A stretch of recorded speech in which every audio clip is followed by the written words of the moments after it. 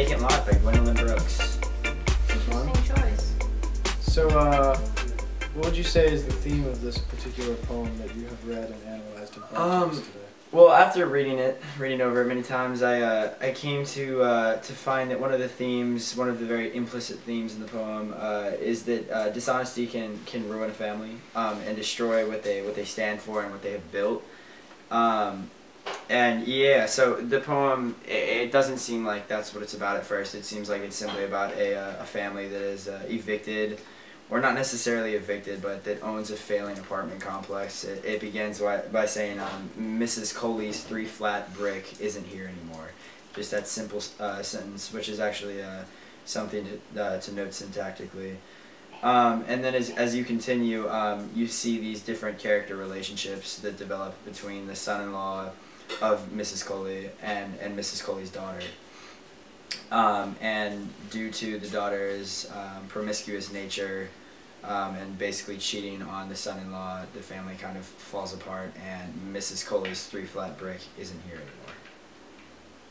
Very interesting. Mm-hmm. Nice. What is your favorite part of this poem based on imagery?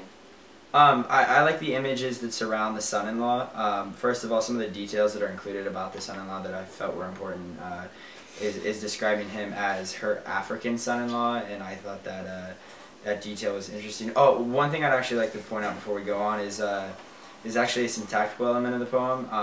In the very middle of the actual poem, there's this phrase that is included parenthetically, which I thought was very interesting because I've never seen that in a poem before. Mm-hmm. And the line actually reads, "rightful heir to the throne," and it's referring to the African son-in-law. And so that phrase, "heir to the throne," has a sense of irony to it because the throne is this simple 3-flat brick, and the heir kind of establishes this feeling of grandeur that assigns it to him, not really justifiably. And so anyway, it characterizes this son as like a prince. It says his great white, strong, cold squares of teeth, and I thought that was an image that was very important. And again, syntactically, there's no commas in between any of those adjectives, that series of 4 adjectives, and even the noun that they're actually describing isn't teeth but squares, and teeth is just like an afterthought in a prepositional phrase, the object of the prepositional phrase.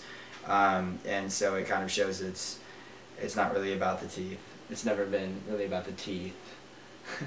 It's all about the adjectives that come before it. Yeah. Awesome. Yeah. So, did you already talk about diction, or? No, I haven't. Okay. So, is there any diction that contributed to the? Yeah. Yes. In the 4th line, I believe, Brooks uses the phrase "burst out" to describe the. It's tasty. Yes, it's very to describe the action of the fat little Miss Coley, Mrs. Coley as she's described. She bursts out of the basement door, and I thought that was an interesting choice. It's very informal, and the whole poem is really informal, and I think that's just part of her style. But yeah, burst out of the basement door, it conveys emotion, and it kind of connotes anger and that sense of urgency to yell and to bother the others. Yeah, so I thought that was a very interesting choice in fiction. And also just the way she describes everyone, like the daughter is squat and fat, and the mother herself is fat and little, which is oxymoronic, but still all those different adjectives, very interesting word choice. Oh, and one final thing at the end, to add to that connotation of a prince to the son-in-law, it says, when majesty has gone for the day, the daughter lets them in and lets them out again. So I think that's very important to the connotation of the poem. All right. So what does this poem mean to you? I don't have necessarily a personal link to the poem, to be honest, but I think that anyone can learn from the theme, the underlying theme of a poem. In this case, the importance of honesty and the development of a functional group of people, not only just a family, but in a broader sense. Courage, buddy, base, 10 pants with a gold tee. This a war dance, a victory step. A raw stance is a gift, and you insist it's my rep.